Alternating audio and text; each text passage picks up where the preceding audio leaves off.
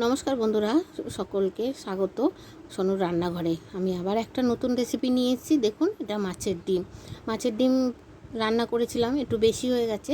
এটা দিয়ে একটা রেসিপি করব। এই যে 5টা পাউরুটি নিয়েছি, স্লাইস পাউরুটি। 5টার মধ্যে 3টে ওর মধ্যে চটকে মেখে নেবো। মাছের ডিমটা রেসিপিটা দেখানো হলো না, কারণ যেহেতু আমি ঘরে রান্না করেছিলাম, অল্প ছিল, তার জন্য আপনাদের দেখানো হলো না। নর্মালি যেরকম পেঁয়াজ, রসুন, আদা, জিরে গুঁড়ো দিয়ে ভালো করে মাছের ডিমটা করে না, ভর্তা টাইপের, সেরকম একটু ধনেপাতা সব দিয়েছি, রসুন টসুন ভালো করে ওই সব দিয়ে মাছের ডিমটা নর্মালি এরকমই যেরকম রান্না করে সেরকমই কষা কষা মাছের ডিম করেছিলাম। আরও 2 পিস পাউরুটি আমি রাখা ছিল, সেটাও দিয়ে দিলাম। রান্নাটুক করেছি, সেটা আবার একটু বেঁচে গেছে মাছের ডিম, ওই জন্য এই ডিমটা দিয়ে আমি আবার একটা নতুন রেসিপি করে দিলাম। বেঁচে যাওয়া মাছের ডিম দিয়ে আমি নতুন একটা রেসিপি করে দিচ্ছি। এবার ভালো করে মেখে কিছুক্ষণ যেন রেখে দিলাম রেস্টে। এবার ময়দা, কর্নফ্লাওয়ার, নুন, গোলমরিচ দিয়ে একটা পাতলা ব্যাটার করব। খুব পাতলাও না, খুব ঘনও না। ঘন বেশি করবেন না। নর্মালি ঠান্ডা জল, মানে ফ্রিজের জল না, নর্মাল ঘরে রাখা যে জল থাকে সেটাই, নর্মালি জল, সেই জল দিয়ে আমি ব্যাটারটা তৈরি করব। ঠান্ডা জল দিয়ে করবেন না। ভালো করে হয়ে গেল, ব্যাটারটা তৈরি হয়ে গেল। আর এবার আমি লেচি করে নিচ্ছি। কিছুক্ষণ রেস্টে রেখেছিলাম, রাখার পর ওই ব্যাটারটা যে করলাম, করে রাখলাম। এবার এগুলো লেচি করে নিচ্ছি। রুই মাছের ডিম বা কাতলা মাছের ডিম দিয়ে করলে হবে, কিন্তু আমি মনে করি রুই মাছের ডিম দিয়ে বেশি এটা স্বাদ হবে। আমি যেটা করছি, দেখুন আমি কি করছি।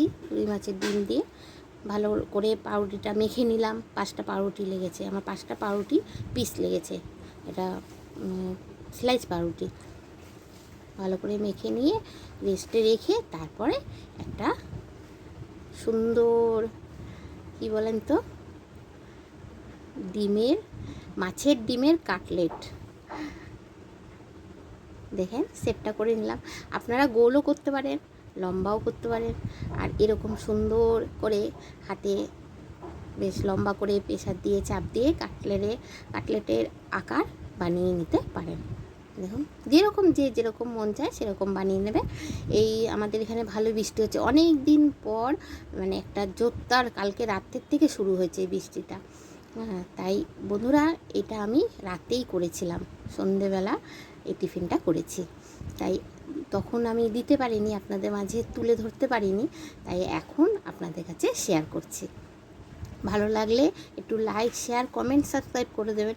আর আমার যারা পুরনো বন্ধু, যারা আমাকে অনেক সাপোর্ট করছে, আমার কাছের বন্ধু, লাইক, কমেন্ট, সাবস্ক্রাইব করে আমাকে এগিয়ে নিয়ে যাচ্ছে, তাদেরকে আমি বলছি খুব ভালোবাসা, অসংখ্য ধন্যবাদ। আমার হয়ে গেল, কাটলেটের আকার দিয়ে দিয়েছি।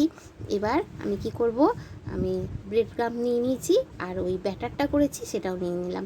একটা প্লেট নিয়ে নিলাম, ওটার মধ্যে চুবিয়ে এবার ব্রেড ক্রাম্বের মধ্যে দিয়ে দেবো। ব্রেড ক্রাম্ব আমি, এই রেসিপিটা আমার দেওয়া আছে, আর আমি মুখেও বলে দিই, এটা কোনো কঠিন কিছু না, দোকান থেকেও কিনতে হবে না। পাউরুটি, ওই স্লাইস পাউরুটি আনবেন, ওই সাইডগুলো কেটে মধ্যখানে ওগুলোকে মিক্সিতে করে নেবেন, গ্রেট করে নেবেন, নিয়ে মানে খুব বেশি মিহি করবেন না, একটু দানাদার রাখবেন। তারপরে শুকনো খোলায়, মানে কড়াইতে হোক, নন স্টিকের কড়াই হলে তো বেশি ভালো হয়, ওটাতে নেড়ে চেড়ে নেবেন, তাহলে অনেক দিন ভালো থাকে। আর যে কোনো ভাজা টাজা, বেশ কাটলেট বানানো, যে কোনো চপ বা কিছুতে দারুণ হয়। এই যে আমার হয়ে গেল এগুলো। আর নতুন বন্ধুদেরও বলছি, আমার এই রান্নাঘরে সকলে আসুন, দেখুন আমার স্বাগত সোনুর রান্নাঘরে। আপনাদের ভালো লাগবে আমার এই রেসিপিগুলো, একটু ঘরোয়া রেসিপি দিয়ে আর একটু নতুনত্ব রেসিপি দিয়ে। তেল দিয়ে দিলাম কড়াইতে, দিয়ে হালকা যে গরম হবে আঁচটা কমিয়ে দিয়ে তারপরে এই কাটলেটগুলো দিয়ে দেবেন। এবার আস্তে আস্তে ভাজা হবে। বন্ধুরা আসুন, দেখুন, আমাকে একটু সাপোর্ট করুন, আমার পাশে থাকুন, সাথে থাকুন, আর একটু শেয়ার করবেন। একটু শেয়ার করলে তাহলে আরও আমি এগিয়ে নিতে পারবো, আর নতুন নতুন বন্ধু পাবো, আপনাদের মতন আমার কাছের বন্ধু পাবো। আমার এই নতুন নতুন যে রেসিপিগুলো করি, ঘরোয়া রেসিপি আমি তো বলেছি, সবাই তাহলে একটু আমার রেসিপিগুলো দেখতে পাবে। আপনাদের সাহায্যে, আপনাদের ভালোবাসায় যদি একটু শেয়ার করে দেন। ভাজা হয়ে গেল উল্টে পাল্টে, একটু কড়া ভেজেছি। আপনারা যদি একটু কড়া না ভাজেন তাহলেও একটু হালকাও ভাজতে পারেন। আমার কর্তা একটু কড়া কড়া ভাজা বেশি ভালো খায়, তাই জন্য আমি একটু কাটলেটগুলো কড়া কড়াই ভেজেছি, ভেজে নিচ্ছি বন্ধুরা। খুব সুন্দর, বলুন, আমি ঘরেই বানিয়ে খাওয়া যায়, কোনো দোকানের প্রয়োজন হয় না, ঘরের উপকরণ দিয়েই আর ঘরে সব কিছু জিনিস বানিয়ে নিয়ে খেলে দেখুন কি সুন্দর হয়েছে। এটা কোনো ক্ষতিও হয় না।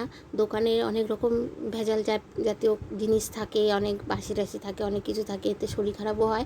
নিজের ঘরে ভালো সুন্দর মশলা দিয়ে, ভালো মশলা দিয়ে, ঘরে ভালো তেল দিয়ে বেশি ভেজে দেবেন। বাচ্চাদের, বড়দের সকলেই ভালো খাবে। বাড়িতে কোনো গেস্ট আসলে এরকমভাবে করে দেবেন, তারাও মজা করে খাবে, খুব ভালোবাসবে, আপনাকে প্রশংসাও করবে। দেখুন আমি কি সুন্দর সাজিয়ে নিয়েছি, স্মাইলি সুন্দর। মাছের ডিমের কাটলেটগুলো কেমন লাগছে বলুন বন্ধুরা। সস দিয়ে সাজিয়ে নিলাম, এটা কাসুন্দি দিয়েও খেতে পারেন। আর আমার পুরো ভিডিওটা দেখার জন্য আপনাদের সকলকে অসংখ্য ধন্যবাদ।